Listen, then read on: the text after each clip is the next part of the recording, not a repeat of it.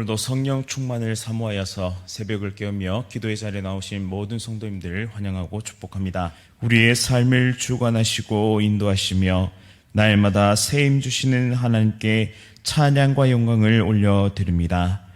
하루의 첫 시작을 하나님께 드리며 오늘 하루를 전능하신 하나님께 의탁하오니 진리와 생명의 길로 인도하여 주옵소서.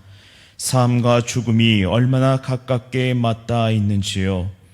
영원히 살 것처럼 착각하지만 불현듯 우리의 삶에 죽음이 찾아올 수 있다는 사실을 기억하며 날마다 겸손하게 말씀 앞에 엎드리며 순종하는 삶을 살아가게 하옵소서. 이 땅에서의 삶을 위해 부단히 노력하며 살아갑니다.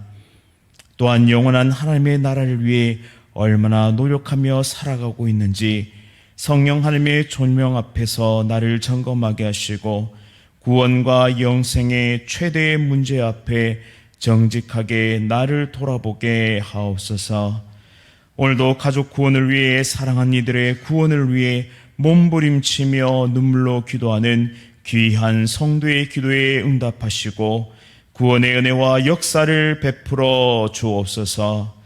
사랑하는 담임 목사님을 영육간에 강건하게 하시고 모든 사역 가운데 성령 충만의 은혜를 더하여 주옵소서. 귀한 자녀들의 회복을 위해 온 성도가 기도하오니 완전한 치유와 회복을 허락하시고 온 가족이 예수님의 사랑 안에서 더욱 깊어지게 하옵소서. 사랑하는 원로 목사님과 사모님의 건강 지켜주시고 날마다 새 힘을 더하여 주옵소서. 모든 부교육자와 장로님과 권사님, 구역장과 모든 성도를 붙잡아 주시어 형통하고 복된 삶을 살아가게 하옵소서. 특별히 질병으로 고통받는 성도들을 치료하여 주시고 속히 회복되게 하옵소서. 연로하신 우리 부모님들의 건강을 지켜주시고 날마다 하늘 소망으로 풍성케 하옵소서. 다음 세대의 성경학교와 수련회 가운데 큰 은혜 내려주시고 인격적으로 예수 그리스도를 만나는 귀한 시간 되게 하옵소서. 대한민국 지켜주시고 정직하고 올바른 나라가 되게 하옵소서. 세계 선교사명 감당하시는 귀한 선교사님들을 지켜주시며 모든 사역 가운데 풍성한 열매 맺게 하옵소서. 군 복무 중인 주의 자녀들, 해외 나가 있는 주의 자녀들을 지켜주시고 삶의 걸음과 순간순간마다 하나님을 바라보며 믿음의 길을 걸어가는 귀한 하나님의 백성 되게 하옵소서. 이 시간 천사 찬양대의 찬양을 기쁘게 받아주시고 또한 모든 새벽 성도의 기도를 들으사 큰 은혜와 기적의 역사로 함께하여 주옵소서. 예수 그리스도의 이름으로 간절히 기도드립니다. 아멘. 오늘 하나님께서 우리에게 주시는 말씀은 잠언 6장 1절부터 19절까지의 말씀입니다. 잠언 6장 1절부터 19절까지의 말씀, 구약성경 916면에 있습니다. 잠언 6장 1절부터 19절까지의 말씀, 한 절씩 교독하실 때 살아계신 하나님의 음성 들으시기 바랍니다. 내 아들아, 내가 만일 이웃을 위하여 담보하며 타인을 위하여 보증하였으면 내 입의 말로 내가 얽혔으며 내 입의 말로 인하여 잡히게 되었느니라. 내 아들아, 내가 내 이웃의 손에 빠졌은즉 이같이 하라. 너는 곧 가서 겸손히 내 이웃에게 간구하여 스스로 구원하되 내 눈을 잠들게 하지 말며 눈꺼풀을 감기게 하지 말고 노루가 사냥꾼의 손에서 벗어나는 것 같이 새가 그물 치는 자의 손에서 벗어나는 것 같이 스스로 구원하라. 게으른 자여, 개미에게 가서 그가 하는 것을 보고 지혜를 얻으라. 개미는 두령도 없고 감독자도 없고 통치자도 없으되 먹을 것을 영동안에 예비하며 주수할 때에 양식을 모으느니라. 게으른 자여, 내가 어느 때까지 누워 있겠느냐? 내가 어느 때에 잠이 깨어 일어나겠느냐? 좀 더 자자, 좀 더 졸자, 손을 모으고 좀 더 누워있자 하면 내 빈궁이 강도같이 오며 내 곰핍이 군사같이 이르리니 불량하고 악한 자는 구부러진 말을 하고 다니며 눈짓을 하며 발로 뜻을 보이며 손가락질을 하며 그의 마음에 패역을 품으며 항상 악을 꾀하여 다툼이 일으키는 자라. 그러므로 그의 재앙이 갑자기 내려 당장에 멸망하여 살릴 길이 없으리라. 여호와께서 미워하시는 것 곧 그의 마음에 싫어하시는 것이 67가지이니 곧 교만한 눈과 거짓된 혀와 무죄한 자의 피를 흘리는 손과 악한 괴교를 꾀하는 마음과 빨리 악으로 달려가는 발과. 다 함께 읽겠습니다.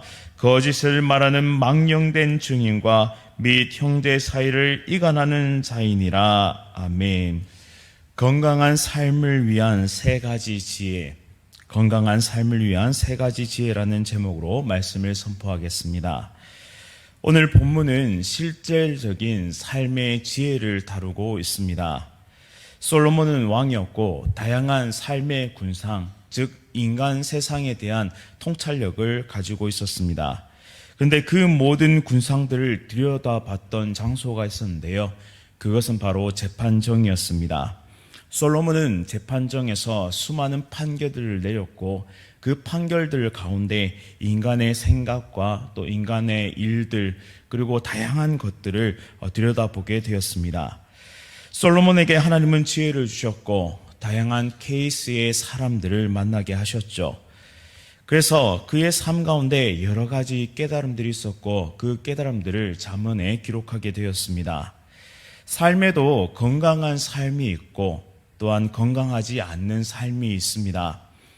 우리의 삶을 병들게 하고 우리를 나락으로 끌어내리는 것은 바로 죄, 인간의 죄성 때문에 그러합니다. 죄가 가득한 세상 속에서는 정의나 공의가 지켜지지 않습니다. 그러한 사실을 오늘 본문은 잘 드러내고 있는데요.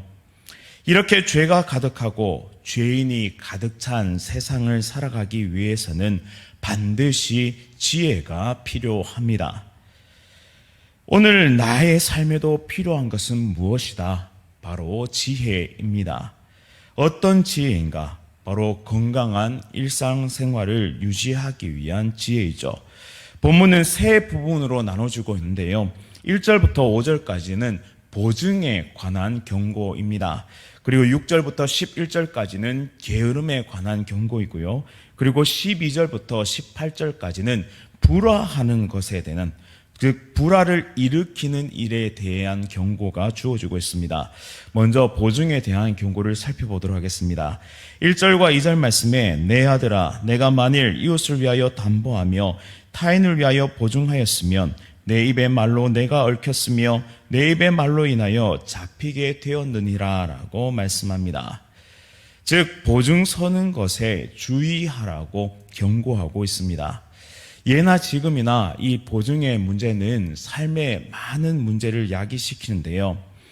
먼저 구약의 정신은 가난한 이웃을 절대 그냥 내버려 둬서는 안 된다고 엄히 가르치고 있습니다.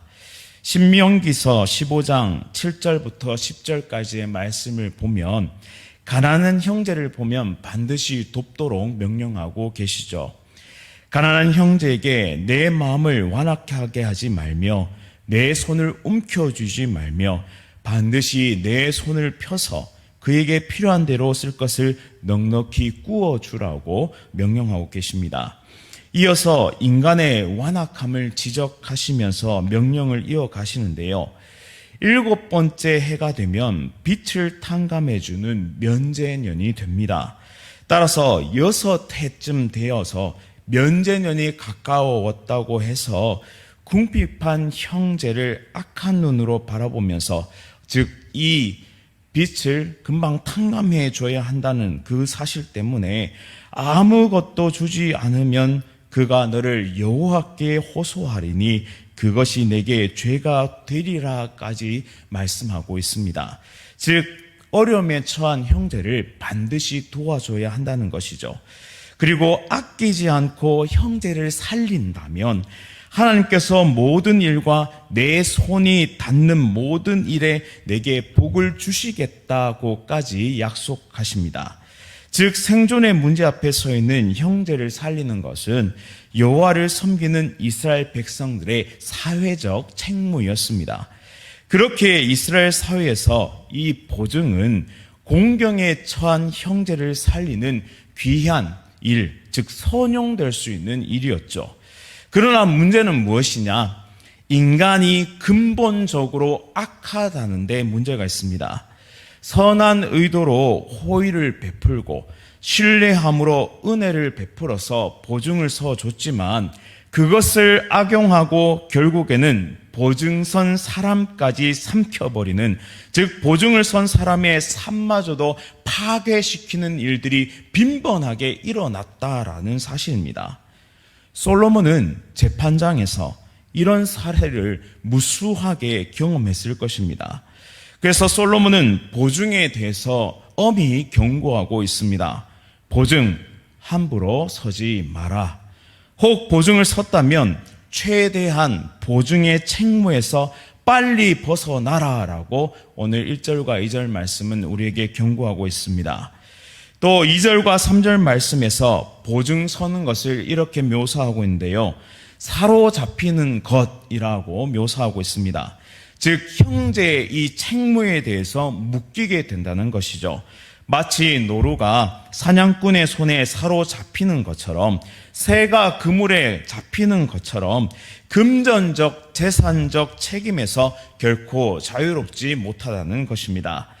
따라서 보증을 잘못 섰거든 3절 말씀처럼 너는 곧 가서 겸손히 내 이웃에게 간구하여 스스로를 구원하라라고 경고하고 있습니다.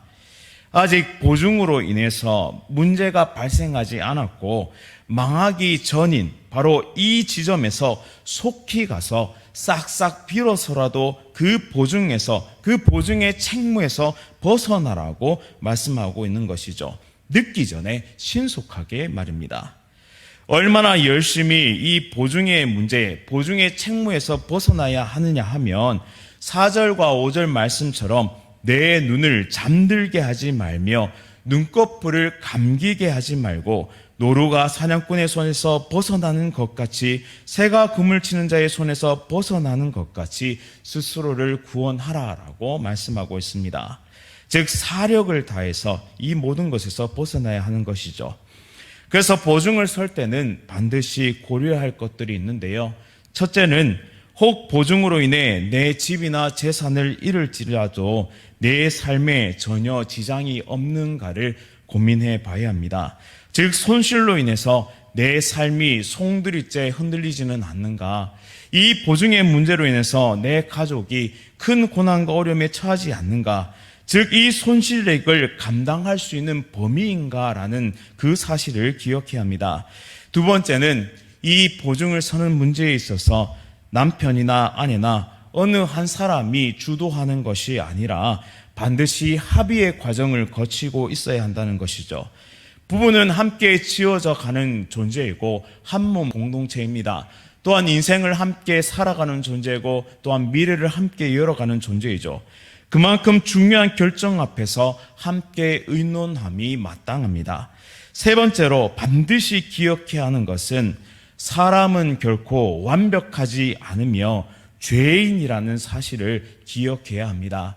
우리가 아무리 선행을 베풀고 그를 위해서 의를 행한다 할지라도 사람은 우리를 넘어뜨릴 수 있는 존재, 그렇게 연약하고 완악한 죄인이라는 사실을 기억해야 한다는 것이죠. 그래서 건강한 삶을 지키기 위해 보증 서는 일은 상당히 신중하게 행동해야 하며 경솔하게 결정하지 말아야 한다는 것을 우리는 기억하면서 살아가야 합니다. 그리고 이 말씀은 혹 이미 보증 문제로 인해 고통 가운데 있는 성도들에게 위로를 전하고 있습니다. 왜냐하면 적극적으로 이 보증의 책무에서 벗어나라고 하면서 적극적인 삶의 자세를 요구하고 있기 때문이죠. 즉 우리 가운데 고통 가운데, 이 보증의 문제로 고통 가운데 있는 성도가 있다면 하나님께 간구하면서 적극적인 삶의 자세를 가지고 이 모든 문제를 헤쳐나갈 수 있기를 원합니다. 하나님은 반드시 그 길을 열어주실 것이고 하나님의 사람으로 하여금 이 모든 어려움에서 벗어날 수 있도록 인도해 주실 것입니다. 그래서 하나님을 신뢰함으로 하나님의 은혜와 위로가 임하기를 간절히 바랍니다. 건강한 삶을 살아가는 두 번째 지혜는 게으름을 주의하라는 것입니다. 9절부터 11절 말씀을 살펴보시면 게으른 자여 내가 어느 때까지 누워 있겠느냐, 내가 어느 때까지 잠이 깨어 일어나겠느냐, 좀 더 자자, 좀 더 졸자, 손을 모으고 좀 더 누워 있자 하면 내 빈궁이 강도같이 오며 내 곰핍이 군사같이 이르리라고 경고하고 있습니다. 여기서 반복적으로 나타나는 표현이 있는데 바로 좀 더라는 표현입니다. 모든 것이 그러하듯이 정말 붕괴되는 것, 파괴되는 것은 정말 작은 틈에서부터 시작되는 것입니다. 이음새의 작은 균열 하나가, 그리고 볼트와 너트의 작은 부식이 만약 제때 점검했고 조치했더라면 결코 무너지지 않았을 다리와 건물들이 있었습니다. 작은 이러한 부분들을 간과했기 때문에 결국에는 큰 문제가 발생하게 된 것이죠. 삶의 작은 태도가 결국 습관을 만들게 되고 이 습관은 인격을 형성하게 됩니다. 그리고 인격은 한 인생의 승패를 판가름하게 되죠. 게으름의 결과는 11절 말씀처럼 가난이 그 삶을 지배하게 되고 삶이 철저하게 붕괴되고 무너져 내림을 우리에게 보여주고 있습니다. 따라서 게으름에서 벗어나야 하는데요. 그러기 위해서는 개미에게 그 지혜를 배우라고 충고하고 있습니다. 6절, 7절 말씀에 개미는 두령도 감독자도 통치자도 없지만 먹을 것을 여름 동안에 예비하여서 추수 때에 양식을 모은다고 말씀하고 있습니다. 즉 누군가 감시하거나 누군가 억지로 시켜서가 아니라 스스로 자발적으로 주도적으로 미래를 위해 열심히 준비한다는 것이죠. 지혜 있는 자는 바로 이처럼 시간을 낭비하지 않습니다. 우리의 삶도 쏜살같이 달려가고 있고 우리 앞에는 죽음이 맞닿아 있다는 사실을 기억해야 합니다. 어느 순간에 우리의 인생은 끝이 나게 되겠죠. 따라서 억지로가 아닌 기쁨과 즐거움으로 하나님의 나라와 주의 몸된 교회를 위해 자발적으로 주도적으로 충성되이 섬길 수 있기를 간절히 원합니다. 내게 주신 시간과 물질과 재능과 자원들을 총동원해서 무엇을 위해 해야 할지, 무엇을 위해 내 인생을 써야 할지를 기억하면서 이 복음의 사역 가운데, 영혼을 살리는 이 사역 가운데 귀하게 쓰임받는 지혜로운 하나님의 백성들 다 되시기를 간절히 바랍니다. 이제 마지막으로 건강한 일상을 위한 지혜 세 번째는 불화를 일으키는 태도를 버리는 것입니다. 사람은 크게 두 종류의 사람으로 구분해 볼 수 있겠습니다. 사람과 사람을 이어주고 모임을 즐겁게 만들며 인간관계를 윤활유를 부은 것처럼 부드럽게 만들어주는 사람이 있는가 하면 반대로 사람과 사람을 이간질하고 모임을 경직되게 얼어붙게 만들며 인간관계를 파괴하는 사람이 있습니다.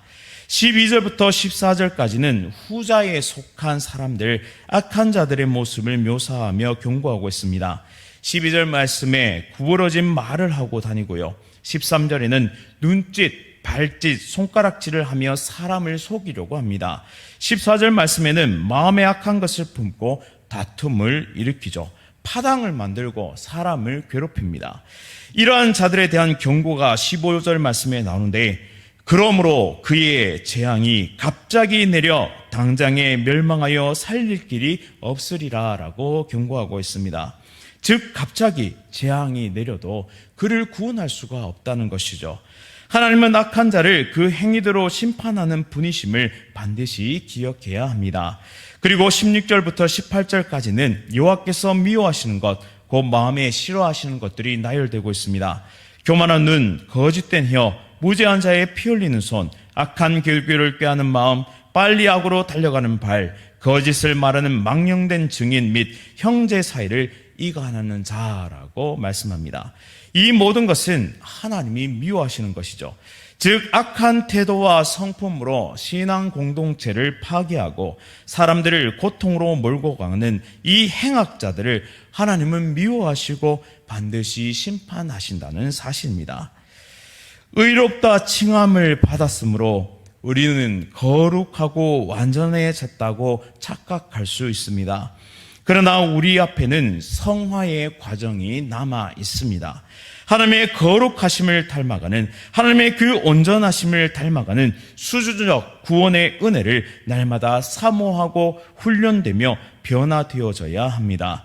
우리 모두가 지혜로운 자들이 되어 사람과 사람을 이어주고 모임을 더욱 즐겁게 만들며 인간관계를 윤활유같이 부드럽게 만들어주는 사람, 모든 분쟁 가운데 화평케 하는 피스메이커의 삶을 살아가는 우리 모두가 될 수 있기를 간절히 바랍니다. 오늘 하루도 이 세 가지 지혜를 기억하며 건강한 일상을 살아가 하나님 기뻐 받으시는, 또한 하나님께 영광 돌리는 모든 삶을 살아가는 귀한 성도님 다 되시기를 간절히 바랍니다. 말씀을 기억하면서 함께 기도하겠습니다. 오늘 말씀을 통해 우리는 건강한 일상을 위한 세 가지 지혜를 깨닫게 하시니 참으로 감사드립니다. 인간의 완악함과 죄성을 인식하며 악한 자들에게 흔들리지 않는 지혜를 주옵소서.